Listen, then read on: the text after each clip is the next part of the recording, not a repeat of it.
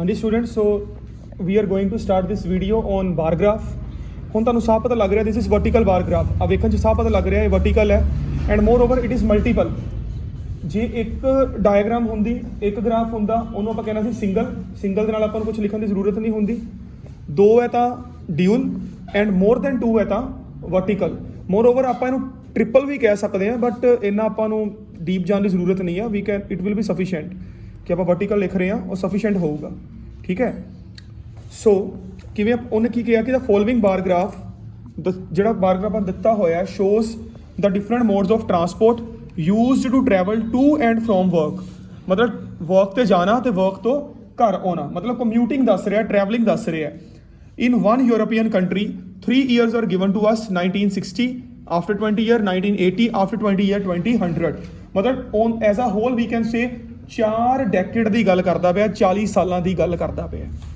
ਉਸ ਤੋਂ ਬਾਅਦ ਆ ਹੁਣ ਗ੍ਰਾਫ ਧਿਆਨ ਨਾਲ ਪੜ੍ਹ ਲਿਓ, ਇਹ ਗ੍ਰਾਫ ਥੱਲੋਂ ਉੱਪਰ ਜਾਂਦਾ ਫਿਰ ਤੇ ਕਿ ਸਿੱਧਾ ਹੁੰਦਾ। ਠੀਕ ਹੈ ਨਾ, ਥੋੜਾ ਜਿਹਾ ਕਨਫਿਊਜ਼ ਕਰਨ ਵਾਲੇ ਗ੍ਰਾਫ ਹੁੰਦੇ ਨੇ। ਸਭ ਤੋਂ ਪਹਿਲੇ ਬੱਸ ਦਿੱਤੀ ਹੈ, ਕਾਰ ਦਿੱਤਾ, bike and foot. 4 modes are there. So intro ਲਿਖੋ, the given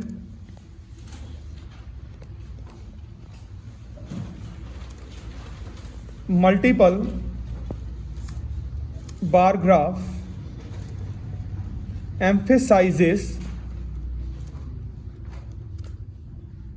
the given multiple bar graph emphasizes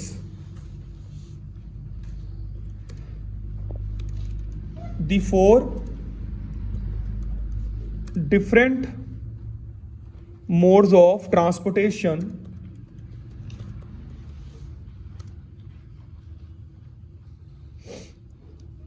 from the 4 different modes of transportations used to commute to and from work, used to commute to and from work,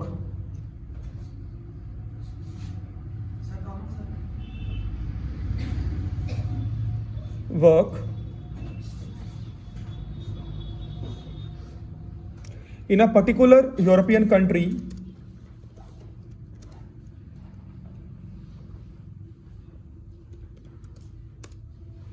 in a particular European city in 1960, 1980,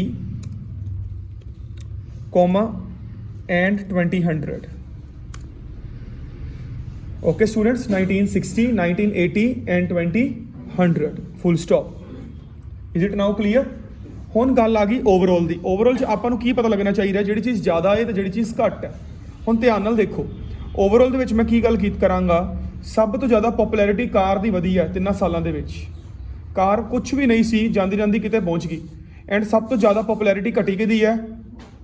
ਪੈਦਲ ਚੱਲਣ ਦੀ। Is it clear now? So overall the cars gained overall the car gained popularity with time. However, the walking mode lost its charm in the given 4 decades। कि cars ਦੀ popularity ਵਧੀ ਹੈ, ਪਰ ਜਿਹੜੇ ਬਾਕੀ modes ਹੈ ਉਹਨਾਂ ਦੀ ਪੋਪੂਲੈਰਿਟੀ ਜਿਹੜਾ ਚੱਲਣ ਦਾ ਮੋਡ ਹੈ ਉਹਦੀ ਪੋਪੂਲੈਰਿਟੀ ਘਟੀ ਹੈ। ਠੀਕ ਹੈ, however the walking mode lost its charm in the given 4 decades, because student ਆਪਾਂ 4 ਡੈਕੇਡ ਦਿੱਤੇ ਹੋਏ ਆ। Is it clear now? So according to first BP is according to the provided data, in 1960। ਹੁਣ ਧਿਆਨ ਨਾਲ ਦੇਖੋ, 1960 ਦੀ ਗੱਲ ਕਰਨ ਜਾ ਰਹੇ ਹਾਂ। 1960 ਦਾ ਮਤਲਬ ਬੱਚਿਓ ਬਲੂ ਕਲਰ। ਠੀਕ ਹੈ, ਬੱਸ ਹੈ ਜਿਹੜੀ 20% ਤੋਂ ਹਲਕੀ ਜਿਹੀ ਥੱਲੇ ਹੈ, ਜਸਟ ਅੰਡਰ 20% ਕਹਿ ਸਕਦੇ ਆ। ਅਗਲੇ ਸਾਲ 'ਚ ਵੇਖੋ 25 ਤੋਂ ਹਲਕੀ ਜਿਹੀ ਉੱਪਰ ਗਏ ਆ। ਉਸ ਤੋਂ ਅਗਲਾ ਸਾਲ ਦੇਖੋ 15 ਤੋਂ 17 18 ਦੇ ਨੇੜੇ ਹੈ। ਇਨ 1960 roughly 17% of people used buses used buses as compared to 26% who used same mode, who used the same mode in 1980. Is it clear? ਜਿਹੜੀ 17% ਸੀ ਉਹ 26% ਚਲੀ ਗਈ 20 ਸਾਲਾਂ ਦੇ ਵਿੱਚ, full stop. More over comma 16% of masses preferred buses in 2000.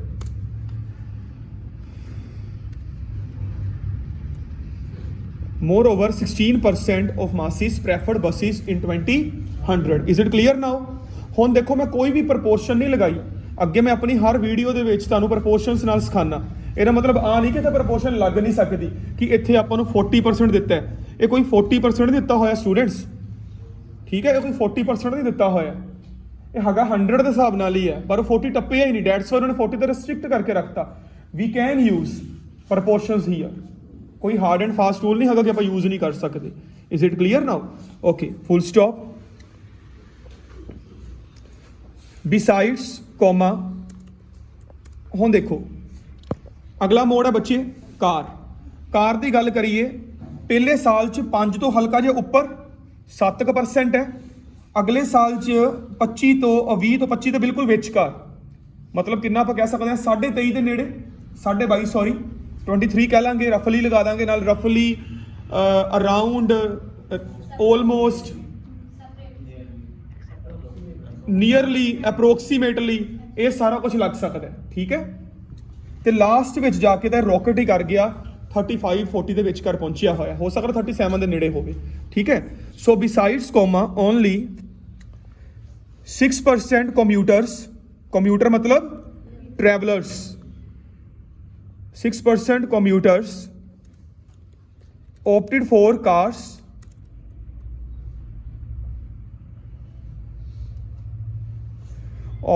cars in 1960, comma,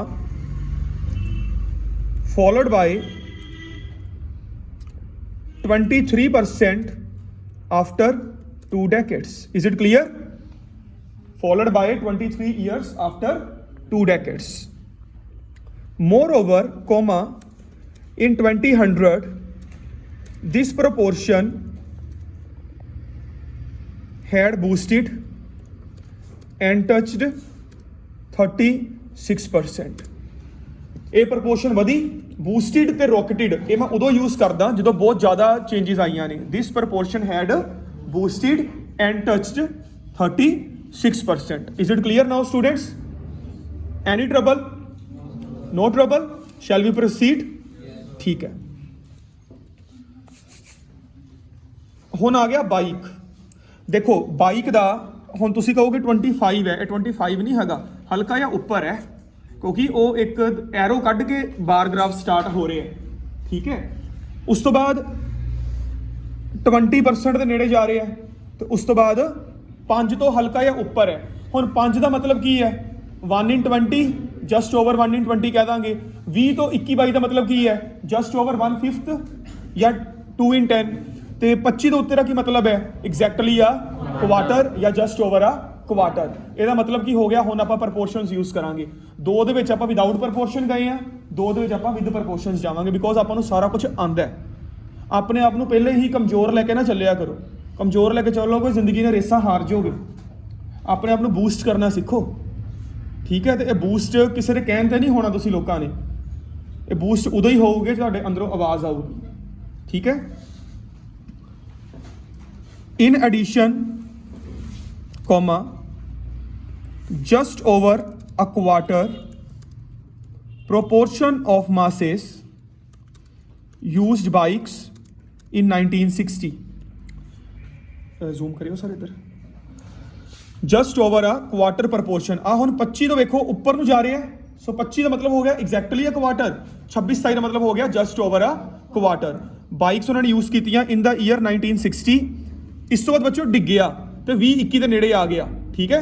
that dropped that dropped on just above 1/5 after 20 years.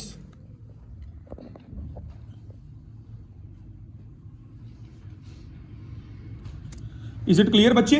ਹੁਣ ਆ ਦੇਖੋ ਆ 20 ਜਾ ਰਿਹਾ ਹੈ, ਆ ਉੱਪਰ ਨਿਕਲਿਆ, ਇਹਦਾ ਮਤਲਬ 22 23 ਦੇ ਨੇੜੇ ਚਲਾ ਗਿਆ, ਸਿੱਧੀ ਲਾਈਨ ਗਈ ਤੇ ਆ ਮੈਰੂਨ ਕਲਰ ਨੂੰ ਟੱਚ ਕਰ ਗਈ, ਇਹਦਾ ਮਤਲਬ 23 ਦੇ ਨੇੜੇ ਹੈ। ਠੀਕ ਹੈ, that dropped on just above 1/5 after 20 years, full stop. ਹੁਣ ਦੇਖੋ ਆ ਗਿਰਦਾ ਹੀ ਰਿਹਾ, ਡਿੱਗਦਾ ਹੀ ਰਿਹਾ ਇਹ।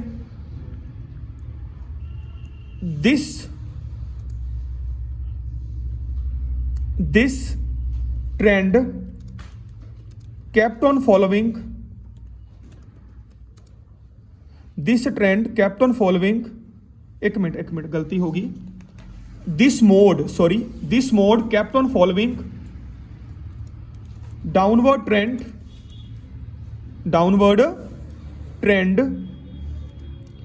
and comma बाकी and ultimately nose dived, ਨੱਕ ਦੇ ਵੱਲ ਆ ਗਿਰਿਆ, ਮਤਲਬ ਬਹੁਤ ਬੁਰੀ ਤਰ੍ਹਾਂ ਡਿੱਗਾ, ਡਰਾਸਟਿਕਲੀ ਡਿੱਗਿਆ, and ultimately nose dived on nearly 1 in 20। ਉਸ ਤੋਂ ਬਾਅਦ nearly 1 in 20 ਦੇ ਨੇੜੇ ਆ ਡਿੱਗਾ। 1 in 20 ਮਤਲਬ 5%, ਹੋ ਸਕਦਾ 4% ਤੇ ਗਿਰਿਆ ਹੋਵੇ, ਹੋ ਸਕਦਾ 7% ਤੇ ਗਿਆ ਹੋਵੇ, ਇੰਨਾ ਡੀਪ ਚ ਜਾਣ ਦੀ ਜ਼ਰੂਰਤ ਨਹੀਂ। ਇਜ਼ ਇਟ ਕਲੀਅਰ ਨਾਓ? ਪਤਾ ਲੱਗਾ ਮੈਂ ਨੋਜ਼ ਟਾਈਪ ਕਿਵੇਂ ਯੂਜ਼ ਕੀਤਾ ਹੈ? ਬਸ ਬੱਚੇ ਤੁਸੀਂ ਲੋਕ ਕਹਿੰਦੇ ਹੋ ਰਾਈਟਿੰਗ 'ਚ ਬੈਂਡ ਨਹੀਂ ਆਉਂਦੇ, ਬੁਰਾ ਭਲਾ ਲੋਕਾਂ ਨੂੰ ਕਹਿੰਦੇ ਹੋ ਕਿ ਸਾਡਾ ਪੇਪਰ ਨਹੀਂ ਕਲੀਅਰ ਹੋਇਆ ਜੀ, ਇਹ ਹੈ ਉਹ ਹੈ। ਯੂਜ਼ ਤਾਂ ਕਰੋ ਜਿਹੜੀ ਚੀਜ਼ IDP ਚਾਹੁੰਦੀ ਹੈ ਜਾਂ ਬ੍ਰਿਟਿਸ਼ ਕਾਉਂਸਲ ਚਾਹੁੰਦਾ। ਫਿਰ ਆਪਾਂ ਕਹਿੰਦੇ ਪੇਪਰ ਨਹੀਂ ਸਹੀ ਚੈੱਕ ਹੁੰਦਾ ਜੀ, ਇਹ ਹੈ ਉਹ ਹੈ, ਸਾਰਾ ਕੁਝ ਠੀਕ ਹੈ, ਕਮੀਆਂ ਆਪਣੇ ਆਪ 'ਚ ਲੱਭ ਲਓ। ਤੇ ਜਿਸ ਦਿਨ ਤੁਸੀਂ ਆਪਣੇ ਆਪ 'ਚ ਕਮੀਆਂ ਲੱਭ ਲਈਆਂ ਨਾ, ਸਮਝ ਲਓ ਤਰ ਗਏ। ਠੀਕ ਹੈ, ਹੁਣ ਲਾਸਟ ਆ ਗਿਆ, ਲਾਸਟ ਨੂੰ ਆਪਾਂ ਲਿਖਾਂਗੇ finally comma on foot. Zoom ਕਰਿਓ ਸਰ। ਬੱਚੇ ਦੇਖੋ 35% ਹੈ ਐਗਜ਼ੈਕਟਲੀ, ਧਿਆਨ ਨਾਲ ਦੇਖ ਲਓ। 1960 ਦੇ ਵਿੱਚ ਐਗਜ਼ੈਕਟਲੀ 35 ਹੈ, ਦੀਵਾਰ ਤੋਂ ਗਿਰ ਕੇ ਆ ਗਿਆ 15 ਤੋਂ 20 ਦੇ ਵਿਚਕਾਰ, ਅਖੀਰ ਤੇ 10 ਤੋਂ ਵੀ ਥੱਲੇ ਆ ਗਿਆ, 10 ਹੀ ਆ ਗਿਆ ਬੇਸਿਕਲੀ। ਇਜ਼ ਇਟ ਕਲੀਅਰ ਨਾਓ? ਚਲੋ ਫਿਰ finally on foot comma approximately 1-3rd, ਕਿਉਂਕਿ ਦੇਖੋ ਨਾ 30 ਤੋਂ 35 ਦੇ ਵਿਚਕਾਰ ਹੈ, ਪਰ 35 ਤੋਂ ਹਲਕਾ ਜਿਹਾ ਥੱਲੇ ਆ ਵੇਖਿਆ ਜਾਵੇ। ਜੇ 35 ਵੀ ਹੋਇਆ ਆਪਾਂ ਨੂੰ ਕੀ, ਇਹਦੇ ਨੇੜੇ 33 ਹੈ, 33 ਦਾ ਮਤਲਬ ਕੀ ਹੈ 1/5, ਨੀਅਰਲੀ ਲਾ ਦਿਓ ਜਾਂ ਅਪਰੋਕਸੀਮੇਟਲੀ ਲਗਾ ਦਿਓ। ਫਾਈਨਲੀ ਔਨ ਫੁੱਟ ਅਪਰੋਕਸੀਮੇਟਲੀ 1/3 ਆਊਗਾ ਬੱਚੇ। ਪ੍ਰੋਪੋਰਸ਼ਨ ਆਫ ਮਾਸਿਸ ਕਮਿਊਟਡ ਇਨ 1960, ਤੁਰ ਕੇ ਕਿੰਨੇ ਲੋਕ ਗਏ? 35% ਦੇ ਨੇੜੇ, 1/5 ਦੇ ਨਜ਼ਦੀਕ, ਫੁੱਲ ਸਟਾਪ। ਦਿਸ ਮੋਡ ਲੋਸਟ ਇਟਸ ਚਾਰਮ, ਇਸ ਮੋਡ ਨੇ ਆਪਣੀ ਚਾਰਮ ਲੂਜ਼ ਕਰਤੀ, ਖਤਮ ਹੋ ਗਿਆ, ਇਹਦਾ ਮਤਲਬ ਇੱਜ਼ਤ ਹੀ ਮੁੱਕ ਗਈ ਇੱਕ ਹਿਸਾਬ ਦੀ ਆਪਾਂ ਕਹੀਏ। Lost its charm in 1980 and tanked on around 17%। What is the meaning of tanked on? ਗਿਰ ਗਿਆ, ਟੈਂਕ ਹੁੰਦਾ ਹੈ ਗਿਰਨਾ, ਠੀਕ ਹੈ, and tanked on around 17%। At last comma in 2000 at last comma in 2000 only 8% of people traveled on foot। Travel ਦੇ spelling ਦੇਖ ਲਿਓ, ਇੱਕ UK ਦੇ ਆ, ਇੱਕ USA ਦੇ ਆ, ਆ ਨਾ ਸੋਚੋ ਡਬਲ L ਨਹੀਂ ਪਾਇਆ ਤੇ ਗਲਤ ਹੈ, ਠੀਕ ਹੈ ਨਾ, ਥੋੜਾ ਧਿਆਨ ਰੱਖ ਕੇ ਚੱਲਿਓ। ਹੁਣ ਆ ਦੇਖੋ ਵਰਡ ਨੇ ਮੇਰੀ ਗਲਤੀ ਕੱਢ ਰਿਹਾ, ਟਰੈਵਲ ਦੇ ਸਪੈਲਿੰਗ ਕਹਿ ਰਿਹਾ ਗਲਤ ਹੈ, TRAVELLED, ਕਿਉਂਕਿ USA ਦੇ ਵਿੱਚ ਡਬਲ L ਪੈਂਦਾ, UK 'ਚ ਸਿੰਗਲ L ਪੈਂਦਾ। ਸੋ ਇਹੋ ਜਿਹੇ ਚੱਕਰਾਂ ਵਿੱਚ ਨਾ ਪੈ ਜਿਓ ਤੁਸੀਂ। ਜਿਹੜੇ ਲੋਕ ਇਦਾਂ ਦੇ ਚੱਕਰਾਂ ਵਿੱਚ ਪੈ ਜਾਂਦੇ ਨਾ, ਉਹਨਾਂ ਦੀ ਆਇਲਸ ਨਹੀਂ ਕਦੀ ਕਲੀਅਰ ਹੁੰਦੀ। ਲੈਕਸੀਕਲ ਰਿਸਪੌਂਸ ਜ਼ੀਰੋ ਹੋਇਆ ਨਾ ਤੁਹਾਡੇ ਲੋਕਾਂ ਦਾ। ਧਿਆਨ ਦਿਓ ਆਈਡੀਆ ਵਾਲੇ ਪਾਸੇ, ਕੋਲੋਕੇਸ਼ਨਸ ਵਾਲੇ ਪਾਸੇ, ਕੋਮਾ ਕਿਵੇਂ ਲਗਾਉਣਾ ਹੈ, ਸੈਮੀਕੋਲਨ ਕਿੱਥੇ ਲਗਾਉਣਾ ਹੈ, ਕੌਂਜੂਗੇਟਿਵ ਐਡਵਰਬ ਕਿੱਥੇ ਆ ਰਹੀ ਹੈ। So only 8% people travelled on a foot. Is it clear now? So this is your task 1, that is multiple vertical bar graph। Thank you. In case of any query, you can call me. Thank you.